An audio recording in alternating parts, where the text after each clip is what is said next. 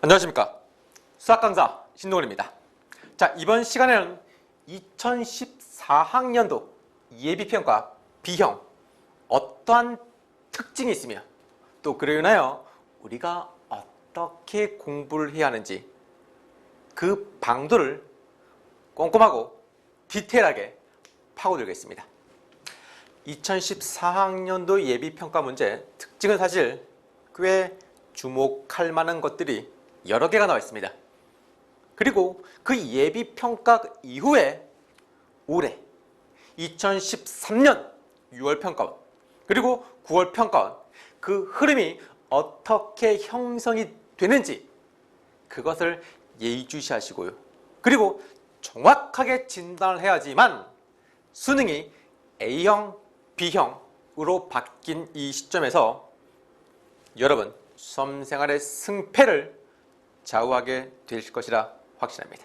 그러면 꼼꼼하게 우리가 강의를 진행해 보도록 하겠습니다. 여러분 자료를 일단 다운받으십시오. 자료를 다운받은 다음에 그걸 싹 프린트한 상태에서 세미나 한번 출발해 보도록 하겠습니다. 하나씩 한번 얘기합니다. 1번, 2번, 3번 이런 것들은 기존의 수능과 비교했을 때 전혀 차이점이 없습니다. 변화가 없어. 변화는 어디부터냐? 저기 6번 문제 보시기 바랍니다. 6번 바로 이 문제가 됩니다. 문제만 간단히 읽어볼게요. 여러분 제가 풀이 나지 않고 유형 분석이야. 빨간색과 파란색을 포함한 서로 다른 6가지의 색을 모두 사용을 하여 날개가 6개인 바람개비의 각 날개에 색칠을 하려고 한다. 색칠 문제입니다. 빨간색과 파란색을 서로 맞은편의 날개에 칠하는 경우의 수는 단 각 날개에는 한 가지 색만 칠하고 회전하여 일치하는 것은 같은 것으로 본다. 이게 무슨 문제냐? 원순열 문제입니다. 여러분 빨간 펜을 딱 들어보시기 바랍니다. 그리고 6번에 일단 체크를 해놓고 그 위에다 제목을 딱 달아봐. 원순열. 원순열. 근데 여러분 왜 원순열 문제를 제가 지적을 하시느냐? 7차 교육과정 이래로 원순열에 관한 기출문제가 몇 개 나왔을까요? 원순열 기출문제입니다. 기출문제는 딱 2개밖에 없습니다. 선생님 그렇게 적나요?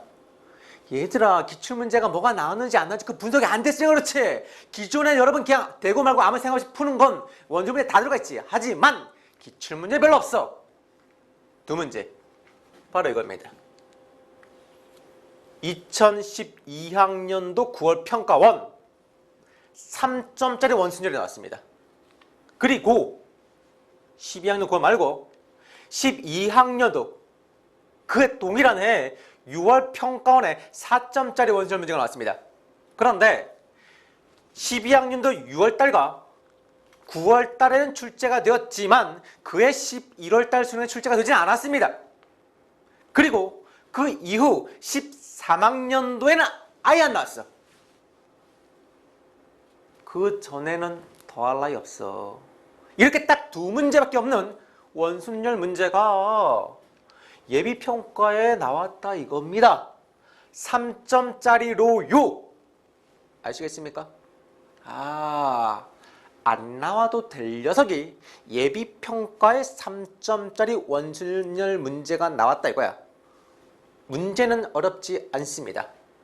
그런데 그 3점짜리 원순열 문제 출제의 기조가 계속해서 6월 평가원 그리고 9월 평가원 수능에도 이어질 것인지 그것을 예의주시하셔야 한다라는 말씀. 그게 첫 번째.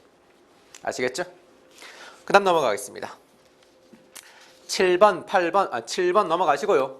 어깨발이 가장 하이라이트 8번과 9번을 보도록 하겠습니다. 자, 8번과 9번은 세트형 문제입니다. 세트. 자, 기존의 수능은 세트형 문제가 없던 그런 새로운 스타일의 문제가 나왔습니다. 같이 풀어보기도 하고 분석도 한번 해보자. 곡선 y = -2의 x에서 이 G3입니다. 이것을 y축의 방향으로 n만큼 평행 이동시킨 곡선을 fx라고 한다. 그러면 fx를 어떻게 써?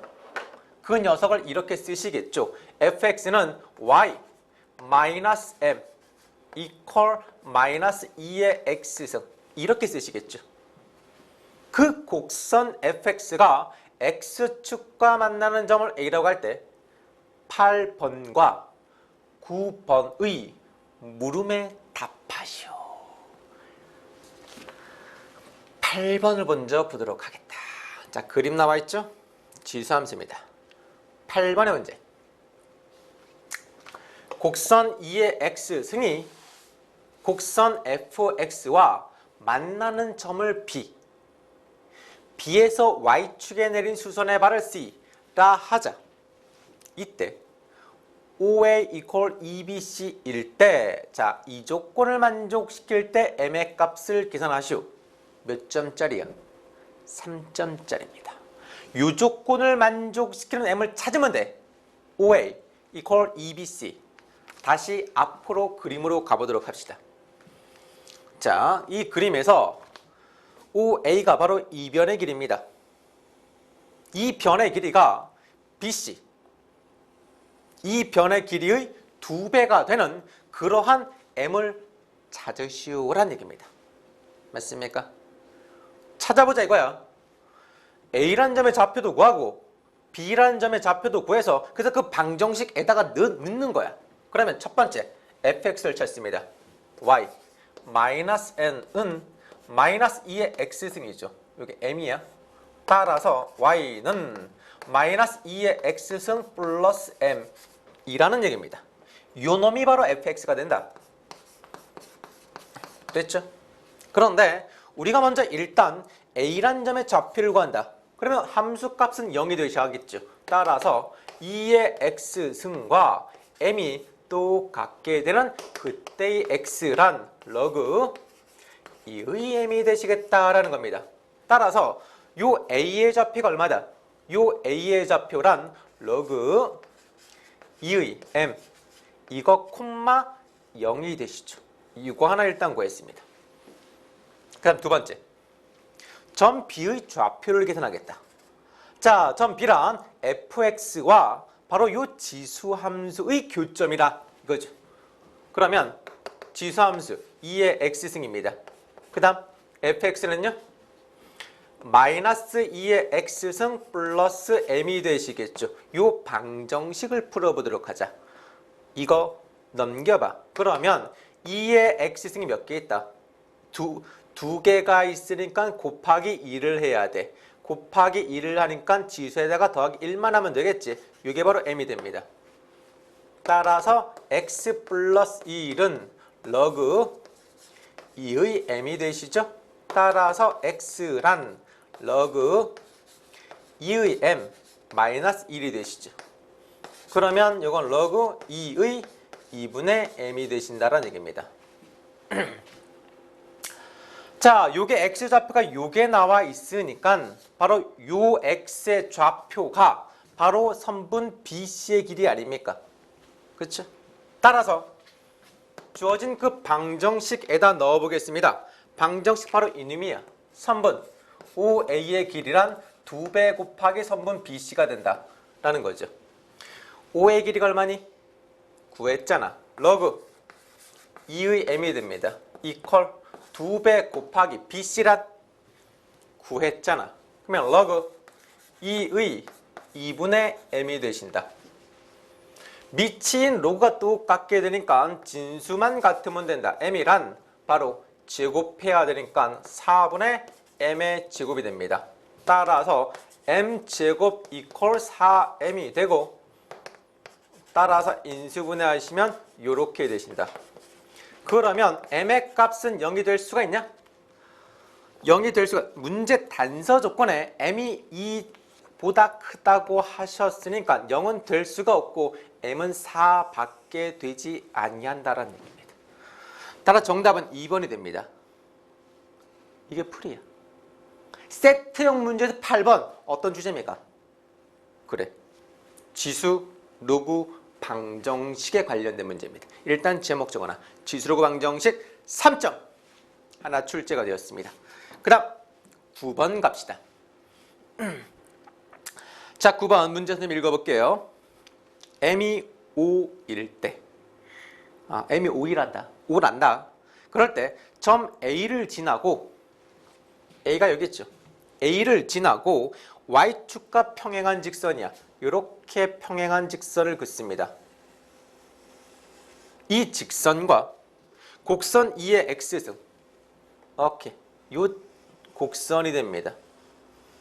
이 지수 함수, 그 다음 X축, Y축, 요 X축, Y축으로 둘러싸인 바로 여기 있는 가운데 부분이 되겠죠. 이 가운데 부분을 X축 둘레로 회전, 뱅그로 돌립니다. 돌렸을 때 생기는 회전체의 부피를 계산하시오. 빨간 펜을 딱 들어보십시오. 회전체 부피에다가 빨간색 동그라미를 빡 쳐놔봐. 세트형 문제 중에서 마지막 문제는 회전체의 부피 문제다. 이게 몇 점짜리니? 3점이네. 세트형 문제가 3점, 3점, 합이 6점짜리로 출제가 된 문제입니다. 그게 큰 관련성은 없네요, 보니까. 다행이다. 왜 다행이냐? 세트형 문제가 만약에 3점은 6점짜리야. 그런데 가령 8번을 틀리면 9번까지 틀릴 수밖에 없는 그런 구조를 만들었으면 6점짜리는요, 너무나도 큰 문제입니다. 하지만 그런 건 아니야. 8번 틀렸다 손 치더라도 9번은 별개의 문제이기 때문에 맞힐 수가 있다. 참 다행이다. 라는 걸 기억해 두시라라는 얘기입니다. 알겠죠? 자, 그러면 부피를 찾아보도록 합시다.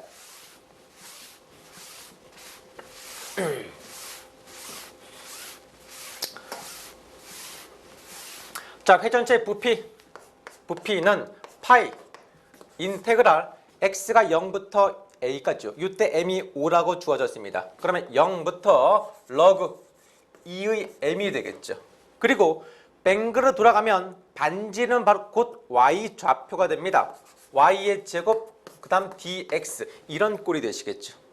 그럴 때 이 y라는 것은 바로 2의 x승이 되는 거죠. 이걸 대입을 시켜 주십시오. 그럼 파이 인테그랄 0에서부터 log 2의 5까지 그 다음 4의 x승 dx 이렇게 나온다. 지수함수를 적분하시면 됩니다. 지수 적분 어떻게 하는고? ln 4분의 파이가 되고 그 다음 적분 때려주시면 4의 x 이렇게 나오죠. 그 다음 0에서부터 log 2의 5까지가 된다라는 겁니다. 지수함수의 적분 그놈이 출제가 되었어.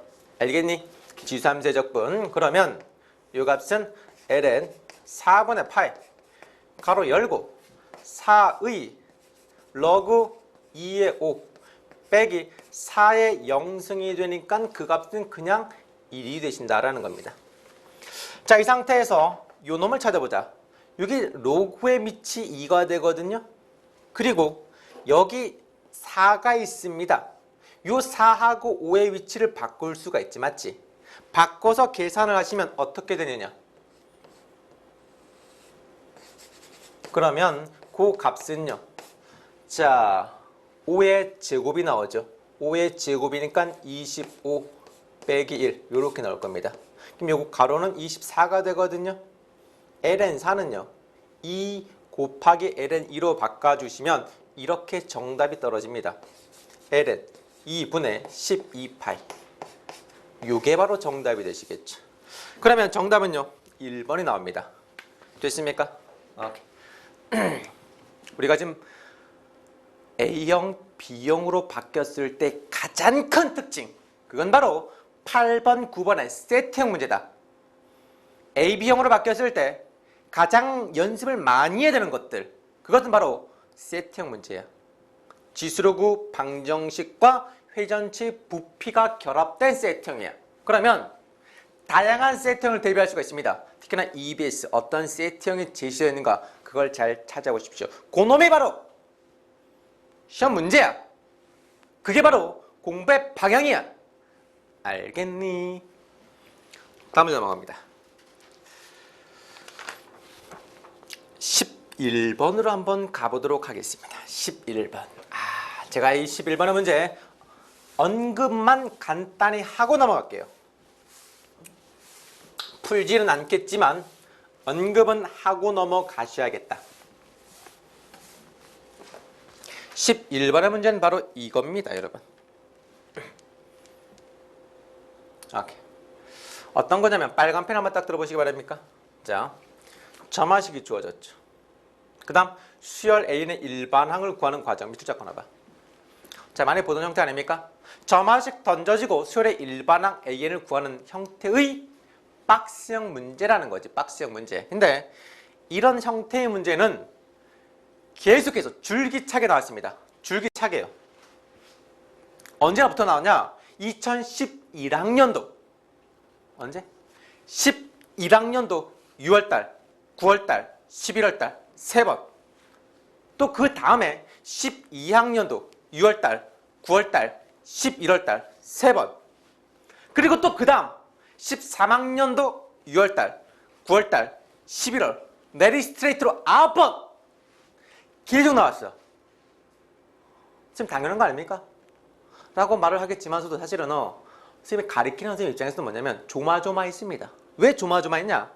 이게 스트레이트로 9번 나오다 보니까 계속 나올까? 좀 약간 바뀌지 않았을까? 바뀐다면 어떻게 바뀔까? 사실은 그게 관심사였는데 계속 유지가 되더라. 계속 유지가 되더라. 그걸 하나 말씀을 드리고 그 다음 약간의 차이점은 있다 이거야. 차이점이 첫 번째, 이게 몇 점짜리네 얘들아? 몇 점짜리? 3점짜리입니다. 동그라미 딱 쳐놔봐. 아, 박스형 증명 문제가 3점짜리네? 지금까지는 다 4점이었어요. 딱 한 번.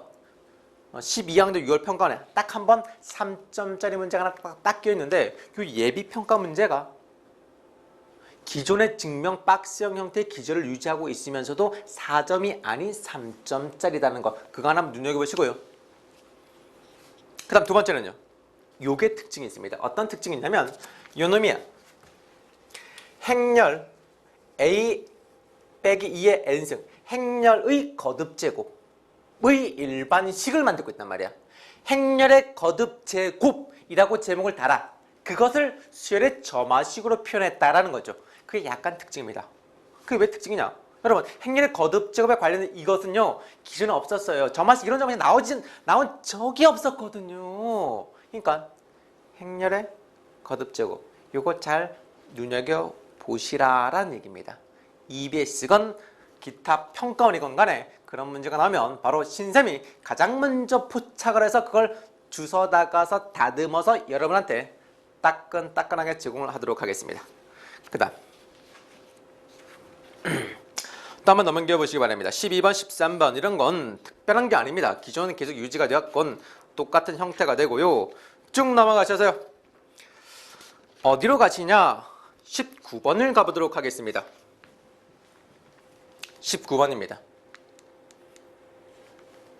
이 19번의 문제, 제가 왜 이걸 언급을 하느냐?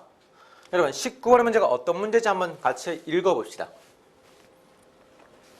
어느 지역 학생 중에서 일주일 동안 7시간 이상 독서를 한 학생의 비율에다가 동그라미를 딱 쳐봐. 이 비율이 36%라고 한다. 근데 이 비율이란 바로 뭐 비율을 의미한다. 이 지역에서 학생 100명을 이미 출출할 때 표본을 뽑는구나. 일주일 동안 7시간 이상 독서를 한 학생이 42명 이하일 확률을 계산하시오 라는 얘기입니다. 여러분, 통계 가장 뒤에 나와 있는 모 비율과 표본 비율에 관련된 문제입니다. 이게 예비평가 문제 나왔어. 제목 일단 딱 적어놔. 제목 빨간 펜 들고 19번 위에다가 모 비율과 표본 비율 적어놔. 여러분, 모 비율과 표본 비율이야. 모 평균이 아니야. 비율에 관련된 문제가 기출문제가 있을까요? 없을까요? 지금까지 7차 과정 없습니다. 솔직히 말해서요. 선생님 본 적 있는데 EBS 본 적 있는데 야 그거는 말이지 기출문제 아니라 어떤 건지 아니? 제가 말씀드릴게요. 옛날에 수원수 적통 기백 이렇게 4개 과목이 아닌 시절 수 1 과목과 수 2와 선택 미적분 또 이산수학 이런 걸 선택하는 시절에 바로 이산수학에 나왔던 그런 문제야. 그러니까 기출문제라고 보기에는 좀 애매해. 그 과목을 선택한 이과 학생들만 풀었던 문제니까 엄밀히 말해서 기출문제라고 보긴 어렵다. 그런 것들이 EBS 책에는 기출문제라고 박혀 있기 때문에 학생들이 잘못 알고 있다 이겁니다. 그걸 싹 빼면 뭐 비율과 표본 비율에 관련된 기출문제는 없어. 알겠냐? 없어. 그런데 예비평가 문제 4점짜리로 모 비율과 표본 비율이 나왔거든. 이거 기출 흐름의 패턴에 약간 역행하는 변화가 일어나는 부분이라는 얘기야. 그것을 인지하시고 올해 6평, 9평 평가를 잘 보시라는 얘기입니다. 과연 모 비율과 표본별이 통계 파트에서 출제가 되는지 안 되는지 그것이 우리의 관심사이다 라는 겁니다.